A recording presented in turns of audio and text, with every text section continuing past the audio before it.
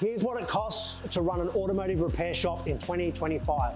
We're breaking down the costs of running a 13-bay workshop for 1 week in Sydney in 2025. So first up, we have sales.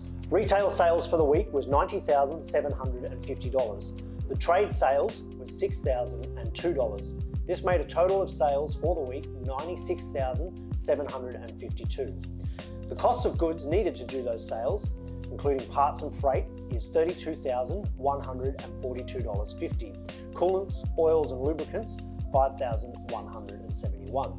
Outsourced repairs like smash repairs and auto electrician and things like that, $7,406.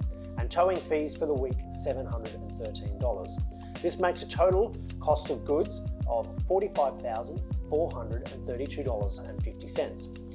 Subtracting that from our total sales leaves us with a gross profit of $51,319.50. Now for the weekly operating costs. The most expensive part is obviously wages. With a team of 22 people, our wages, tax withholding and superannuation comes to a total of $15,867.75 for the week.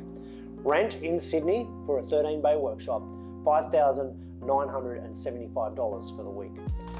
Equipment repayments for hoists, diagnostic scan tools and things like that, $4,625. Motor vehicle repayments for our fleet, $4,145.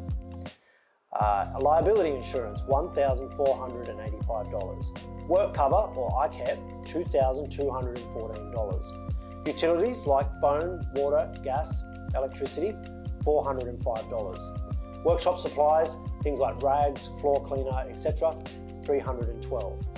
Rubbish and waste disposal, including waste oil, $404. Subscriptions for our software needed to access diagnostic information and our invoicing program, $382. Our marketing expenses, including Google Ads and things like that, $1,750. Bookkeeping and accounting fees, $2,262.